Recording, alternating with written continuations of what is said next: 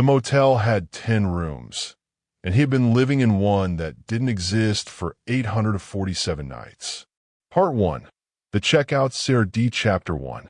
Phyllis Crane had worked the front desk of the Hargrove Motor Lodge since the summer her husband left and her daughter started college, and the bottom dropped out of everything she thought she knew about her life. That was 19 years ago. She had taken the job because it paid cash, because the owner, old Gerald Hargrove, who was 72 and smelled of pipe tobacco and eucalyptus, let her bring her dog, and because the hours were quiet enough that she could read. She had not expected to stay. She had expected it to be a stepping stone to something else, the way every motel clerk in every novel always expects a stepping stone. But there were no stepping stones. There was only the desk and the keyboard, and the narrow window that looked out on a Route 9, and the parking lot with its 10 faded yellow stencils, and the L-shaped building that stretched away from her on 2 sides. 10 rooms, 10 doors, each one dark green with brass numbers that Gerald had polished every Sunday morning until the arthritis took his hands. The Hargrove Motor Lodge sat at the edge of Crail, Oregon, which was the kind of small town that doesn't appear on most maps and appears on the rest only because some cartographer felt sorry for it. Population, 1,140. 1 diner, 1 gas station, 1 hardware store that also sold fishing licenses and birthday cards, a volunteer fire department, a Methodist church with a broken bell that the congregation had given up fixing in 2003, and the motel, which had once, in the 1970s, been the nicest place within 40 miles, and which now was merely the only place. Guests came through in the spring, mostly hikers heading up to the ridge trails, fishermen chasing steelhead in the Crail River, the occasional couple driving the coast who had misjudged distances. In summer there were families, sometimes, though the nicer motels in Tillamook drew most of them away. In fall and winter there was almost no one. The parking lot sat empty for days at a stretch. The vacancy sign buzzed and blinked on Route 9, and mostly nobody cared. It was on a Tuesday in November, gray cold, the kind of day that feels less like weather and more like a decision the sky has made about you, that Phyllis found the checkout card. She arrived at 7 in the morning, as always. She made coffee in the back office, let her dog Rupert out into the parking lot, and stood in the doorway watching him sniff methodically along the building's foundation while the coffee dripped. She was thinking about nothing in particular. This was a skill she had developed over 19 years. The ability to let the mind go soft and quiet, to exist inside a moment without demanding anything from it. Her therapist, who she had stopped seeing in 2018 due to cost, had called this mindfulness. Phyllis called it survival. She poured her coffee. She called Rupert back inside. She sat down behind the desk and pulled up the reservation system on the computer, a system so old that it still ran on Windows XP, and which Gerald's nephew Darren had set up in 2004, and which nobody had touched since because it worked and because changing it would mean explaining things to Phyllis, and Phyllis did not like being explained to. No check-ins today. No checkouts. Rooms 2, 5, and 7 were occupied. A retired couple from Seattle in 2, a long-haul trucker named Bart who passed through every few weeks in 5, and a woman who had said she was a genealogist and had been in 7 for 10 days running. Phyllis had stopped asking people why they were in Crail. The answers were always either boring or too private. She sipped her coffee. She sorted the mail. She glanced at the small basket on the far end of the desk where guests occasionally left their key cards when they departed early. There was something in the basket. Phyllis set down her mug and reached for it. Not a key card, a piece of paper. Standard checkout form, cream-colored, the kind Gerald had printed in bulk from the office supply store in Tillamook sometime in the early 2000s and which still sat in a thick stack in the supply cabinet. Guests almost never filled them out anymore. Phyllis just processed departures through the computer. She looked at it. The handwriting was neat and small, done in blue ballpoint, each letter formed with care. The form had 3 fields: name, room number, night stayed. All 3 were filled in. Name, J. Calloway. Room, 11. Night stayed, 847. Phyllis read it once. Read it again, sat on the desk, and stared at it, while Rupert settled under the desk near her feet and sighed the enormous sigh of a dog who has completed his morning obligations. 847 nights. She did the math slowly in her head, then pulled up the calendar on the computer and counted backwards. 847 nights put the check-in date in late July, 2.5 years ago. July, the year her sister had gotten married for the 3rd time, and Phyllis had driven to Portland for the wedding and gotten sunburned at the outdoor reception and driven back the same night because she didn't like sleeping anywhere but her own bed. 2.5 years. She had been at this desk for all of it. Every morning, every check-in, every departure. She had a nearly perfect memory for guests, the product of years of solitude and close observation. She knew every name in the system going back 4 years. She had absolutely no memory of A.J. Calloway. She turned the card over. The back was blank. She stood up, went to the door, and looked out at the parking lot. 3 cars. The Seattle couple's silver Subaru in spot 2, Bart's rig parked half on the gravel past the lot's edge, the genealogist's blue Honda in spot 7. The other spots were empty. Spot 11, which was where spot 11 would be, past the end of the L, where the building's corner met the utility area, was empty. She counted the doors. Green doors, brass numbers. 1 through 10. 10 doors. She stood there in the cold for a while, looking at the building, and then she went back inside and put the checkout card in the desk drawer under the spare stapler and the box of rubber bands, and she didn't tell anyone about it. Not that day. Not for 3 months. Chapter 2. The things that happened over those 3 months were ordinary, which is to say they were the kind of small accumulations that make up the interior life of a person who has decided not to look too closely at certain things. The genealogist checked out after 2 more weeks and left a $5 bill on the nightstand, which wasn't a tip so much as an apology. Bart came through 4 more times and always asked for room 5 and always paid in cash. The Seattle couple sent a Christmas card, which Phyllis found touching, and returned in February for a long weekend, which she found touching in a different way. She thought about the card. She thought about it in the morning over coffee and in the evening when she was supposed to be reading, and sometimes in the middle of the night when Rupert shifted position and the sound of it woke her. She thought about J. Calloway and the number 847 and the room that didn't exist. She thought about the handwriting, which had been calm and careful, not the handwriting of someone in distress, not the handwriting of a joke or a prank. The handwriting of someone who was simply recording facts. She did not open the drawer and look at the card again for 6 weeks. When she finally did, she carried it to the window and held it in the pale winter light and studied it the way she might study a document she wasn't sure was real. It was real. The paper was real. The pen indentations were real. The ink was slightly smeared on the R of room in a way that suggested someone had brushed their hand across it before it dried. She put it back in the drawer. In March, a man came in from the cold. Chapter 3. He arrived on a Wednesday afternoon when the light was already going gray and the temperature had dropped to something that felt like an argument with the sky. Phyllis heard the door open and looked up from her book. She was reading a novel about a woman who walks across Iceland alone, which she had recommended to herself based on a review she'd read 8 months earlier. And there he was. 40 or so.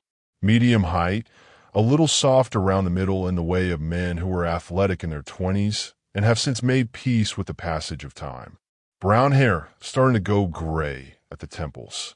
A kind face, or a face that had been kind and was currently occupied by something harder. The particular flatness that settles in around the eyes of someone who has been asking questions for a long time and is starting to believe the answers are somewhere they can't reach. He carried a manila folder and wore a jacket that wasn't warm enough for March in Oregon. "Hi," he said. "I'm looking. I'm sorry. I know this is a long shot. I'm looking for information about my father." Phyllis set her book down. "Okay. His name is Joseph Calloway. He went missing about 2.5 years ago." He opened the folder and produced a photograph, printed on copy paper, a little pixelated from enlargement. He sat on the desk and turned it to face her. He had early-stage dementia. He drove himself from his house in Medford. We don't know why. We don't know where he was going, and his car was found on the 18 about 4 miles from here. Police figured he got confused and walked off. They searched for 3 weeks. They never found him. The man paused. He looked down at the photograph. The man in the picture was maybe 70, slight, with white hair and a careful smile, and the particular upright posture of someone who spent many years being proud of their posture. "I've been going through every motel and hotel within 100 miles of where his car was found," the son said. "It's taken me 8 months. I drove up from Medford. I know it's probably nothing, but I'm running out of places." Phyllis looked at the photograph. She looked at the man. She opened the drawer. Chapter 4. Later, Phyllis would try to describe the expression on the son's face when she set the checkout card on the desk. She would not find adequate words. It was not shock, exactly. Shock is wide and sudden, a blowing open of the face. This was more like a slow, catastrophic settling, the way old buildings sometimes slide rather than collapse. He picked up the card. He read it. His lips moved slightly, and she knew he was doing the arithmetic, the same arithmetic she had done 3 months ago. 847 nights, he said. "That's what it says. That's 2.5 years. Yes."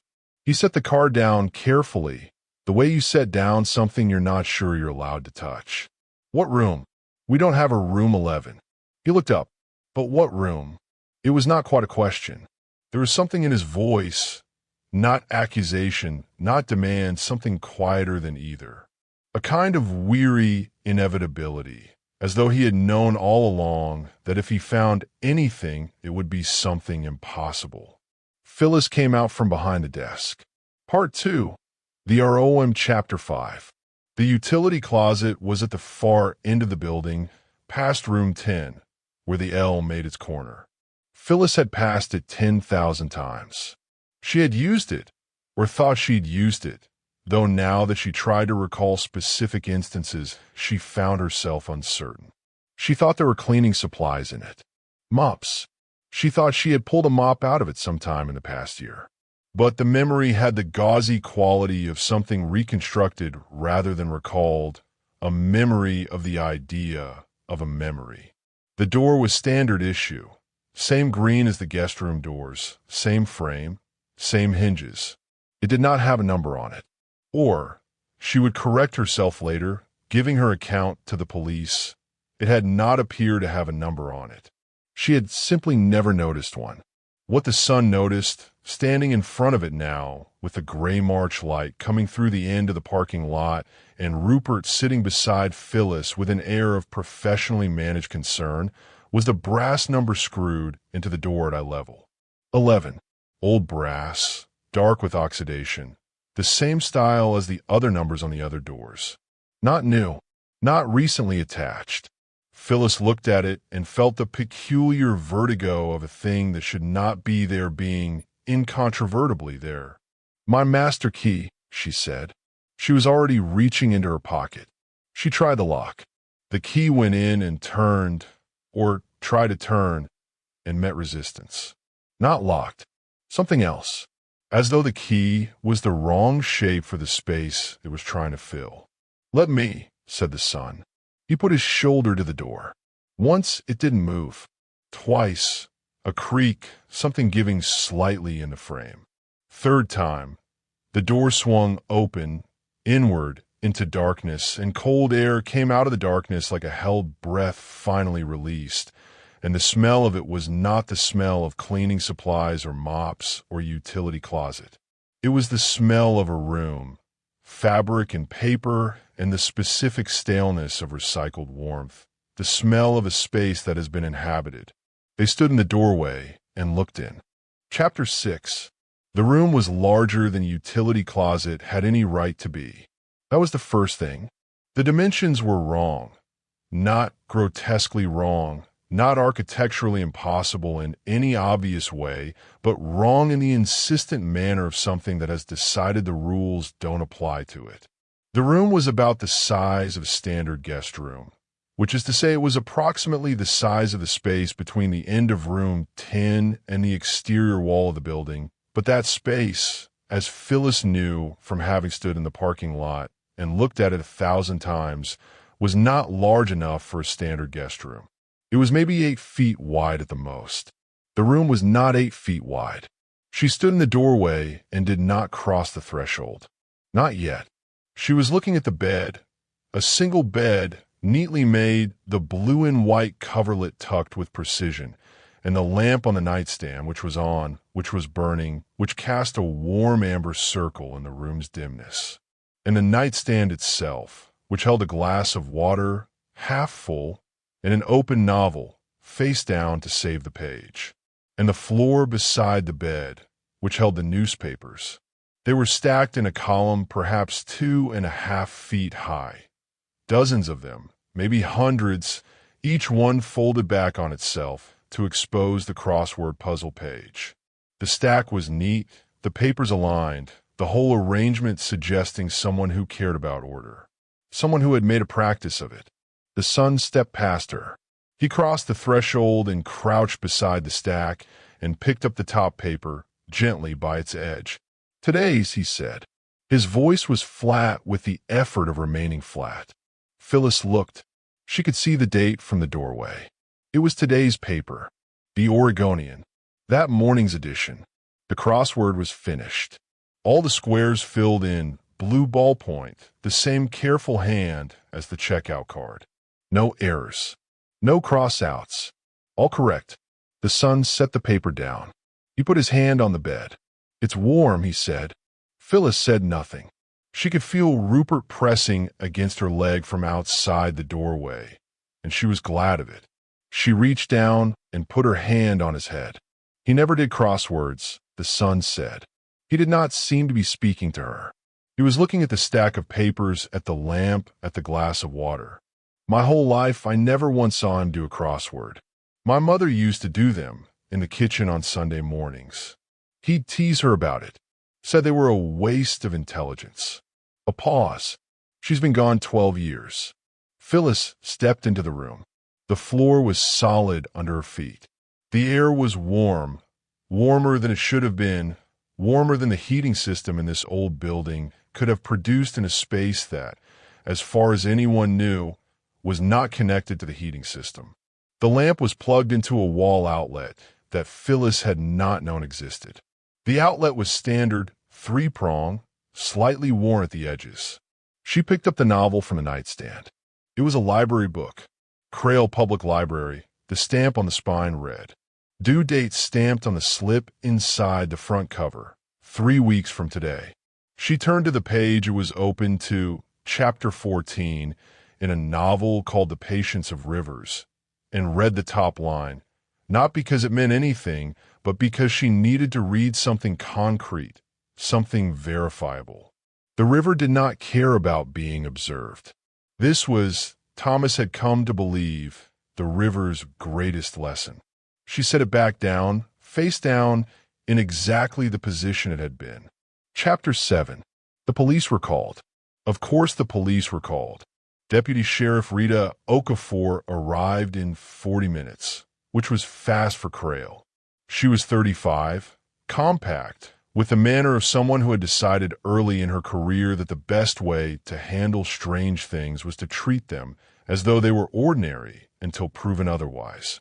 She walked through the room twice, photographed everything, took statements from both Phyllis and the son, whose name was Martin Calloway, from Medford, project manager for a civil engineering firm, divorced, one daughter in high school. The stack of newspapers, Rita said to Phyllis. You've never seen anyone bring newspapers to this end of the building. I've never seen anyone near this end of the building, Phyllis said, other than to pass by. The lamp being on, you never notice a light under the door. I never looked. I never had a reason to look. I walked past this door every single day, and I never once thought about it. Rita wrote things down. She did not say the things that Phyllis was thinking, the questions that didn't have institutional categories. How does a room exist in a space that isn't large enough for a room? How does an old man with dementia live in a motel room for 847 nights without anyone seeing him or cleaning his room or delivering his newspaper or observing him in any way? How does the bed stay warm when the room is empty? Martin sat on a chair in the corner. There was a chair, a plain wooden one, positioned near the window, which looked out impossibly onto a view of the parking lot that the utility closet had never been positioned to provide, and he did not say much. He answered Rita's questions in the careful way of someone conserving energy for something he hadn't figured out yet. They did not find Joseph Calloway. The room was searched. The closet was searched, a small closet inside the room, which held 3 shirts, 2 pairs of trousers, a winter coat, and a pair of brown leather shoes, all in a size consistent with the man in the photograph. A small suitcase on the floor held socks, underwear, a travel shaving kit. Everything folded and arranged with precision. No Joseph. No note. No indication of departure other than the checkout card, which was already in a plastic evidence bag on the desk back at the front office. The water in the glass on the nightstand was fresh. Tested later, it would prove to be tap water, the same water that came out of the Hargrove Motor Lodge's pipes. This was not an explanation. This was the opposite of an explanation. The room was photographed. The newspapers were cataloged. 847 of them, representing 847 consecutive days of the Oregonian, each one with its crossword completed in blue ballpoint, all correct. A crossword expert from Portland, consulted by the county sheriff's office 2 weeks later, would confirm that every answer in every puzzle was accurate. No errors. Not one. Across 847 days. Part 3. The issue in Chapter 8. Martin Calloway did not go back to Medford immediately. He had been planning to. He had a project meeting on Thursday, a daughter who needed driving to a clarinet lesson on Friday, an ex-wife who still occasionally needed him for logistical reasons, and who would want to know what had happened in Crail. He had his return planned, the practical architecture of a practical life. Instead, he got a room. Room 4, which was available and which Phyllis gave him at the employee rate, which she had never given to anyone before, but which felt, under the circumstances, like the least she could do. He stayed for a week. He spent the days talking to people in Crail who might have seen his father. He showed the photograph. He had printed 10 copies at the drugstore in Tillamook, in the diner, the hardware store, the gas station, the Methodist church. He sat at the counter of the diner, which was called simply the counter because Gerald Hargrove's wife Eunice had run it, and she had had no patience for clever names, and he drank bad coffee and talked to people who looked at the photograph and tilted their heads and said and could be, and there's a fellow comes in sometimes for the fish special, but I think he's from out at the Ridge.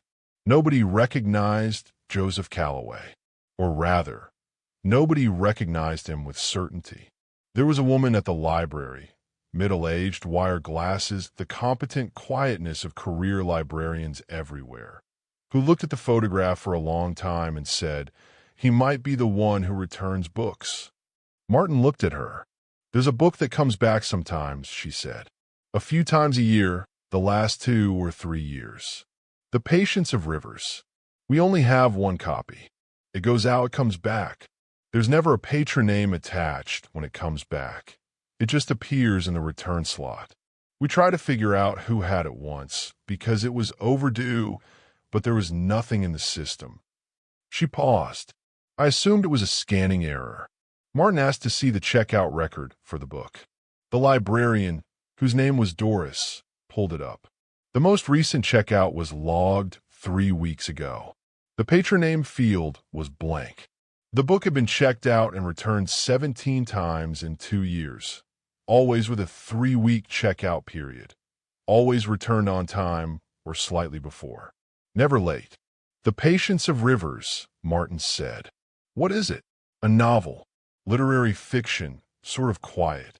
It's about a man who decides to spend a year living beside a particular river to understand it. Doris paused. It's very peaceful. Some people find it slow. I've always thought it was a book about learning to wait. Martin bought a copy from the online bookstore that evening, reading it in room 4 with the heater going and the rain coming down outside on Route 9, and he found it slow and peaceful and deeply sad in the way that slow, peaceful things sometimes are, the sadness of patience, the sadness of time passing without urgency or complaint. His father had been reading it for 2 years. Chapter 9. On his 5th day in Crail, Martin knocked on Phyllis's office door and asked if he could look at the room again. The room had been cleared by the police, the newspapers boxed and taken as evidence, the clothing tagged and cataloged. The bed was stripped. The lamp was still there, still plugged in, though the cord now lay across the bare mattress. The closet was empty. The glass of water had been taken for testing. Martin stood in the middle of the room for a long time with his hands in his jacket pockets. "Did you ever wonder about it?" he said. "Not to Phyllis, exactly, to the room, maybe. The space, I mean. The door you walk past every day." "I try not to wonder too much," Phyllis said. "It's a professional hazard. You wonder too much in a job like this, you start seeing things." "What kind of things?" She was quiet for a moment. "People," she said. "You start seeing people more than they want to be seen. You start knowing things about strangers that they don't know you know. Someone's had bad news. You can see it in the way they carry their room key, like it weighs more than it should. Couples who aren't happy. People who've driven past where they wanted to be and don't know how to go back." She paused. "I think I've been doing that my whole career. Seeing people out of the corner of my eye and not looking directly at them, because if you look directly, they might go away." Martin turned to look at her. He had moments of clarity, he said. "The doctors told us. Early dementia isn't always a straight line down. There are bad days, and then there are days where they seem like themselves, almost completely themselves. I kept thinking when he went missing that he'd turn up somewhere, that he'd had a bad day and then a good day, and he'd just call. Or walk into a police station. Just walk in and say, 'I seem to have gotten confused.'" He stopped. "He loved crosswords," Martin said. Phyllis looked at him. "I said he didn't." To the deputy. "I said he never did crosswords. And he didn't. Not that I ever saw. But I've been thinking about it since, and I remembered that before he and my mother got married, he told me once he used to do the crossword every morning with his coffee. He said he stopped when he married her because she liked to do them and she didn't like company. He made it sound like a joke, but he must have missed it. He must have done it for years and then just stopped because someone else wanted to." He was quiet for a moment. She was like that. She needed to be the one who did things. The crossword was hers. He let her have it. Phyllis thought about the stack of newspapers. 847 mornings with his coffee and his crossword, alone, in the room that shouldn't have existed. "I hope he was comfortable," she said. Martin made a sound that might have been a laugh, brief and raw. "I hope so too," he said. Part 4. The NEWS PRS Chapter 10. The crossword expert was a woman named Dr. Sandra Peterson, a professor of linguistics and puzzling culture at Portland State University who had been consulting for the county since a puzzle-related forgery case in 2019. She came to Crail on a Saturday in early April, when the weather had grudgingly admitted that spring existed, and spent 6 hours going through the stack of newspapers in a conference room at the county sheriff's office. Her report, submitted 2 weeks later, was thorough and measured in the academic tradition of reports that contain something extraordinary and are trying very hard not to say so. The puzzles were, as she confirmed, flawlessly solved. All 847 of them, spanning 847 consecutive days. No errors, no corrections, no evidence of erasing or looking up answers. The handwriting was consistent throughout. The same small, careful hand, the same blue ballpoint, but showed a subtle evolution across the time period. In the earliest newspapers, the hand was slightly more hesitant, less certain, with letters that occasionally strayed from their squares. By the middle section, it had developed into a confident, fluid rhythm. In the final months, the letters were very small and very precise, each one placed with the exactness of long practice. Dr. Peterson's key observation, buried in the middle of the report, was this: the solving pattern suggested not a person who had been good at crosswords and was maintaining a skill, but a person who had been learning. The early puzzles showed signs of someone working through the conventions of crossword construction, learning how clues operated, learning the vocabulary of the form. By the end, the solver had achieved what Peterson called, cautiously, a high level of expertise. Joseph Calloway had not been good at crosswords. He had stopped doing them in 1974 when he married his wife. He had forgotten, or set aside, everything he'd learned. In room 11, alone, with 2.5 years and a stack of newspapers, he had learned again, better than before. The last puzzle in the stack was a Saturday Oregonian, Saturday crosswords being, by tradition, the hardest of the week. It was solved in full in the same careful hand. Dr. Peterson noted that whoever had solved it had done so without error on any of the difficult themed clues, including a rebus section she described as genuinely challenging for experienced solvers. She admitted in a footnote, tried the same puzzle herself. She had needed to look up 2 answers. Chapter 11. Martin took the newspapers home with him when he finally left, 2 weeks after he'd arrived. Phyllis helped him box them. They worked quietly in the conference room, stacking papers into banker boxes, the papers making the specific rustle of old newsprint that sounds like something more than paper, like the passage of mornings. "What will you do with them?" Phyllis asked. "I don't know yet," Martin said. "Keep them. Read them, maybe. The articles, I mean. Find out what he was reading while he stopped. Find out what was happening in the world while he was here." Phyllis handed him another paper. Her fingers found the crossword page automatically, and she paused. "Do you ever do crosswords?" she asked. "Never been good at them." "He learned," she said. "Your father learned better than he'd ever been, from what that professor said." Martin was quiet for a moment. "He always thought he could be smarter if he had the time," Martin said. "He used to say that. If I had the time." He was busy his whole life. Work, family, everything pulling at him. He used to say he felt like he was always in a hurry, like life was moving faster than he could think. A pause. "He found the time, I guess." They finished packing. Martin loaded the boxes into his car. He came back to the front desk, and Phyllis gave him the final bill, which was for 1 night only, room for, because she had stopped charging him after the second day, and she wasn't going to start now. He took the bill. He folded it and put it in his shirt pocket without looking at it. "The door," he said. "Room 11. What are you going to do with it?" Phyllis had been thinking about this. "Leave it," she said. "Leave it open. Leave it. Leave a number on it. Leave the lamp." She paused. It was someone's home.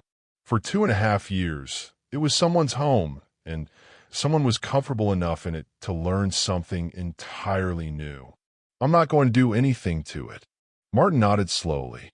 He picked up his car keys. He stood there for a moment in the doorway of the Hargrove Motor Lodge, with the April light coming through behind him and the parking lot and the 10 stenciled spots beyond. "He left me a note once," Martin said. "Years ago, before the diagnosis, before any of us knew anything was wrong. I was going through a bad patch. The divorce was happening. Everything felt like it was breaking at once. He left a note on my kitchen table when he came to visit. I didn't find it until after he left. He paused. It just said, "Patience is a room you learn to live in." He left. Phyllis stood at the window and watched his car pull out of the parking lot and onto Route 9 and disappear around the curve toward the highway. She stood there for a while, in the quiet, with Rupert at her feet. Then she walked to the end of the building, past room 10, to the green door with the brass 11. She opened it. The lamp was on. It was always on now, and she stopped trying to turn it off because it always came back on anyway. The room was bare, the bed still stripped, the closet empty. But it was warm, warmer than it should have been. She sat down in the wooden chair by the window and looked out at the parking lot in the April light. She stayed for an hour. She was not sure exactly why she stayed. It was not grief. She had not known Joseph Calloway. It was not pity, not quite. It was something more like acknowledgement, a willingness to be in the presence of something she couldn't explain and to let it be unexplained, to resist the urge to paper over the mystery with resolution. The mystery was this: an old man with a confused mind had found, or made, or somehow fallen into, a room that no building could contain in a small motel at the edge of a small town, and he had lived there for 847 nights, and every morning he had drunk his coffee and done the crossword and gotten better at it, day by day, alone and quiet and patient, and then one morning he had left, filled out the form, slipped it under the desk, put his affairs in order, left. Where he had gone was not something Phyllis would ever know. She had thought about it in the months that followed and had arrived at no conclusions, which she had come to believe was the appropriate destination. Some rooms open in only one direction. Some people find the time they always needed. Epilogue, the book. 6 months later, in October, the book came back. The Patience of Rivers, Crail Public Library, 1 copy, returned to the slot before opening on a Wednesday morning. Doors called Phyllis and told her, and Phyllis drove to the library and stood at the counter and looked at the book. It was the same copy, same call number on the spine, same library stamp inside the front cover. There was a bookmark in it, a piece of cream cardstock, the same paper as the checkout forms at the Hargrove Motor Lodge. On it, in the same small, careful blue ballpoint hand, a single note. Phyllis read it twice. She handed it to Doris, who read it and said nothing for a long moment. "What does it mean?" Doris asked. "I think," Phyllis said, "it means he finished the book." She kept the bookmark. She carried it in her jacket pocket through the fall and the winter, occasionally taking it out to read it, though she had long since memorized the words. She showed it to Martin when he called in December, reading it to him over the phone. She heard him go very quiet on the other end. "What does it say?" His daughter's voice came in the background. "Dad, what does it say?" And Martin told her. The note said, "The river does not care about being observed. It does not need you to believe in it. It simply moves, and the moving is enough. And if you sit beside it long enough, you begin to understand that patience is not waiting. Patience is the willingness to be changed by what you cannot control. I have been very comfortable here. I think I understand now. J. The Hargrove Motor Lodge still has 10 rooms. Anyone who stands in the parking lot and counts the doors will count 10. But if you walk to the far end of the L, past room 10, where the building makes its corner, there's a green door. There's a brass 11 on it. The lamp inside is on. The room is warm, has always been warm, unreasonably warm for its dimensions. There is a wooden chair by the window. It is available if you need it. Phyllis has never rented it out. She has never listed it in the system. But twice in the past year, she has come in to find the door slightly ajar in the morning, and the chair moved a few inches from where she left it, and the room smelling of coffee. Not her coffee, Not the machine in the back office, something different, something better. And she has straightened the chair and closed the door and gone about her day. She does not wonder too much. She has learned, in 19 years at this desk, that some things are not for knowing. Some things are for leaving alone, for walking past without looking too closely, for acknowledging only in the corner of your eye. Some things are for letting be. The lamp stays on. The room stays warm. The crossword she imagines gets done every morning. Better and better, day by day.